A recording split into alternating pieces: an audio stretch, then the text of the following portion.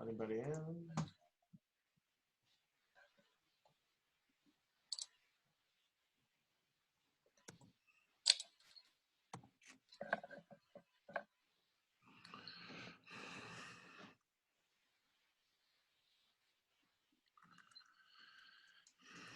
Hi, everyone. How are you?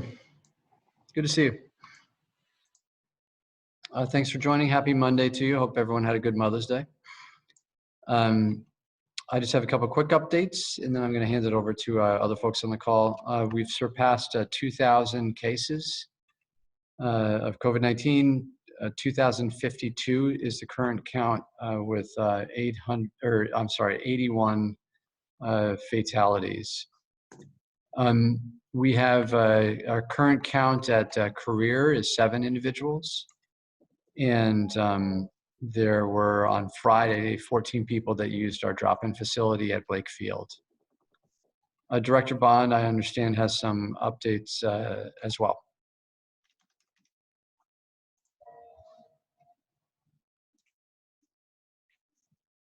You're on mute, Director Bond.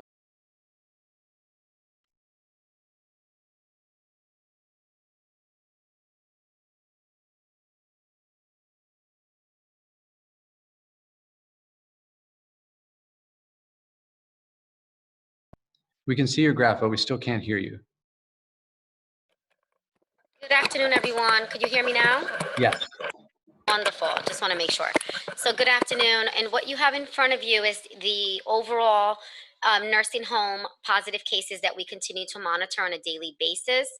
As of today, we have 61 at advanced nursing, 81 at Grimes. And again, for the disclaimer, at Grimes Center, they are providing care for those transitional COVID-19 positives that need additional care. So that's why there's a transition in that number.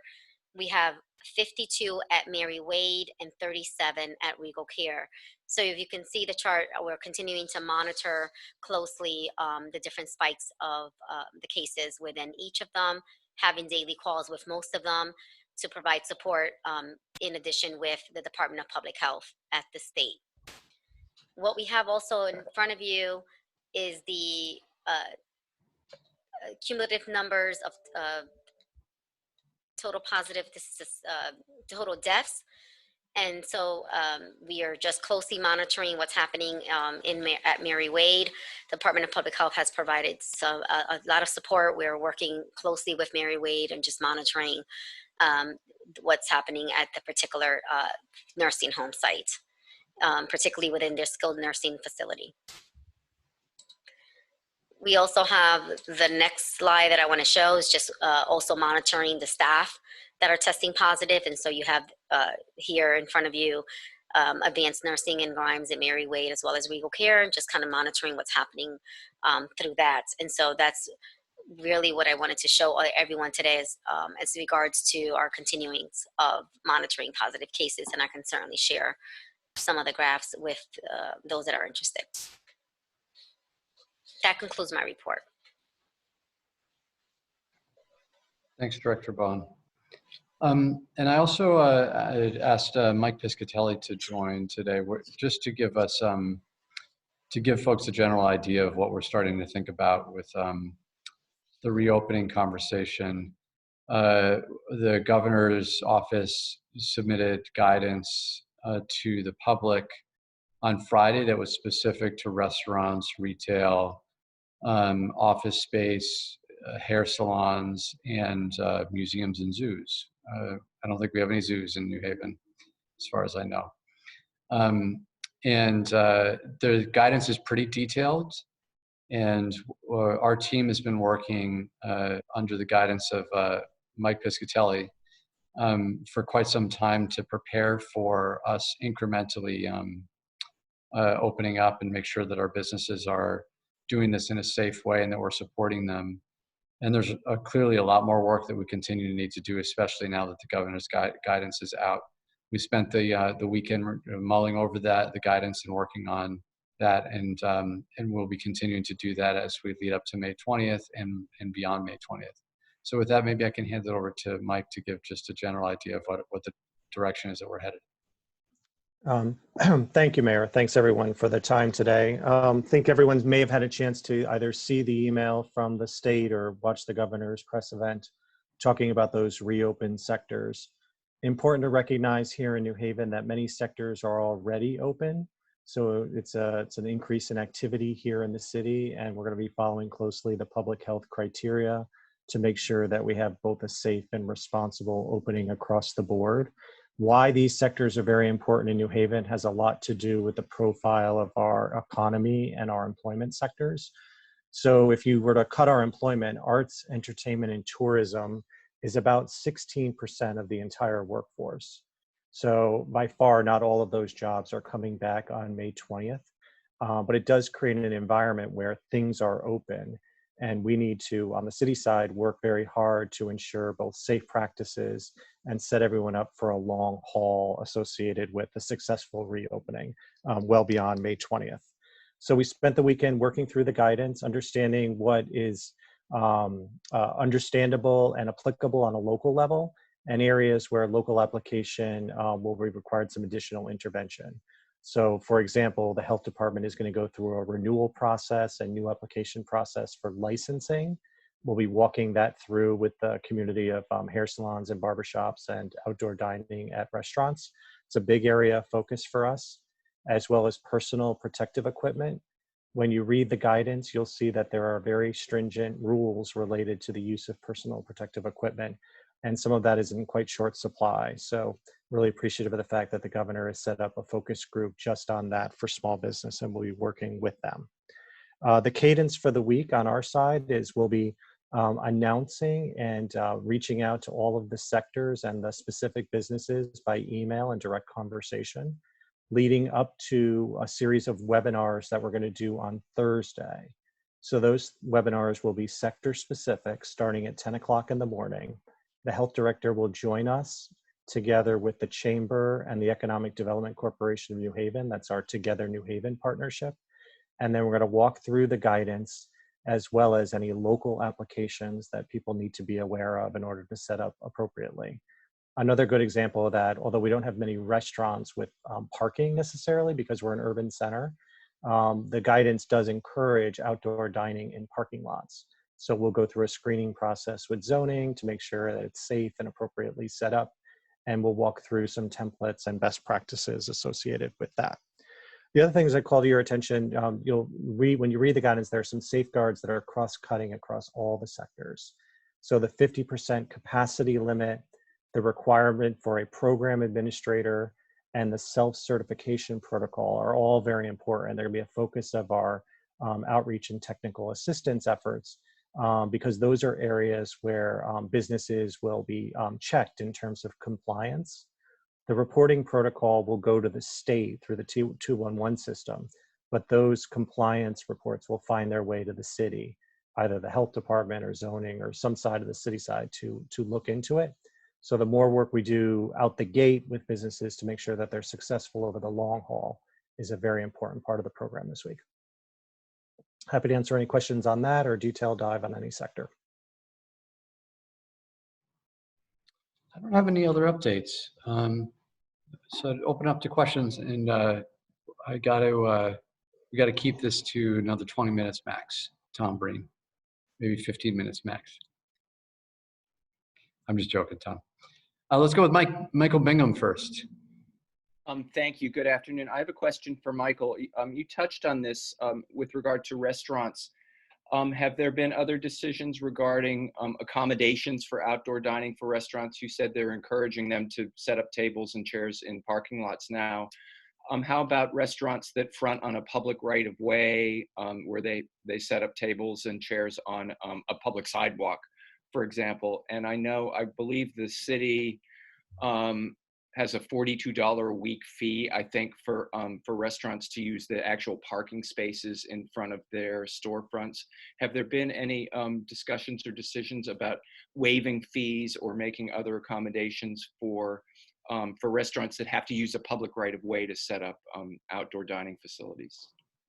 So no final decisions yet on the fees, but we've had good productive meetings with our partners, mainly Town Green and Market New Haven, to set forth the best areas to help businesses and restaurants be successful. So I'd organize those in probably three large categories. The first is facilitating use of the public space on the sidewalks and the parking spaces.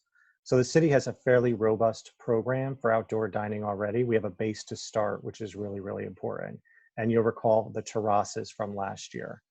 So in addition to the terraces, we're looking, since we don't have enough decks, we're looking at also just using the parking space with a little bit of a ramp to provide more space for outdoor dining. It's a really important part of the program. Second piece that we're exploring now are some additional areas that are off street, but also not right in front of the business. So Pitkin Plaza currently supports Trinity, but it likely will support at Cafe G or one more restaurant. So we're opening up that conversation now. That's not likely a May 20th decision, an opening date, but we're setting the pathway for opening up additional spaces. And then the third area, and I think it's important to recognize just the nature of the public health pandemic that we're in, is that there'll still be quite a bit of work on the takeout and delivery side. So we're going to be much more visible about supporting takeout and ways to get right to the curbside, so that businesses that have been working really hard to raise their profile have ways for people to pull up and do a bit of a grab and go service as well. Thank you. Thanks, Michael. Go ahead, Tom. Thanks. Michael, could you give us a sense of what your team and what city staff will be doing on May 20th? You gave us a great rundown of what work you're doing in the run up to May 20th, but what do you think work might look like on the city side when this phased reopening kind of officially begins on May 20th? Well, a little bit more detail later in the week on that, but it'll be focused on three core areas that we organize, so it's a little bit better front facing with the customer. Our public health team, our permitting team led by zoning and building department, and then also the transportation, traffic, and parking team on the curbside. So we're going to organize that group in a way that our businesses right now there's so much information out there and a lot of things they got to sort through, that'll be our working team that we'll talk specifically about on Thursday to help everyone along. Thanks. Mayor Elicker, I saw a press release that you're going to get tested at the CVS site tomorrow morning, and I'm a little unclear, so I'm hoping maybe you could clarify for me now. Is your administration recommending that people who do not have symptoms get tested? No, and it's a good catch. I do not have symptoms. But since the interest in CVS has been a little bit lower, we want to make absolutely sure that New Haven residents know that this site is available. And so I felt it was important to show people exactly how the process worked. I'm going to be tested before the site actually opens. And we want to make sure that all New Haven residents that are symptomatic are able to use this site and to ensure that while the site continues to be there, that people take advantage of it. And does that also apply to the Day Street Park site? I mean, I'm not symptomatic and I walked up and got a test, but are you recommending that people? What are you recommending for that? People can still use the Day Street site even if they're asymptomatic. Does that make sense? So we have a little bit more influence over the Day Street site because we worked with Dr. Murphy to set up that site. And because the capacity on that site was lower, we've opened it up to asymptomatic people. CVS is a state-run entity, and therefore it's something that we're unable to say, start treating people that are asymptomatic or start testing people that are asymptomatic. Yeah, and we want to add that if people feel they were at risk and they want to know if they are positive, we want to make sure people have the ability to have access to that. At the CVS site? At Day Street? No, at the Day Street, Chapel Street site. Thanks. And then my last question for you, Mayor Elicker, is tonight is the Finance Committee's last public hearing on your proposed budget for the next fiscal year. And we've spoken a bit about the $15 million projected deficit for this fiscal year, but does your administration plan to submit any, I don't know, major changes or proposed amendments to the budget that you've already proposed? At this point, we're not planning on proposing any major amendments. There'll be some small technical amendments, but not any major amendments. And why is that? Is that because you're confident that what you proposed in March will hold true even with the pandemic's I think impact it's on really business? I think it's really difficult for me to say, or anyone to say, that they're confident in exactly, particularly how the revenue numbers are going to look for next year. It's given the impacts of COVID-19 and the uncertainty of the future. We felt like we have the option down the road to work with the Board of Alders to potentially amend the budget if there are some major changes. There's some indications, initial indications, that the federal government may come in with some support for municipalities. We're hoping that happens. But at the moment, we felt like it's premature to change the budget based on speculation on exactly how this crisis is going to impact the city's budget.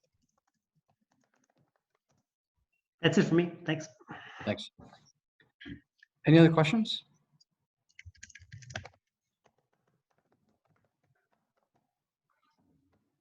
Going once, going twice. All right, thanks everybody so much. Great. We'll talk Thanks, to you Mayor. soon. Thanks, everyone.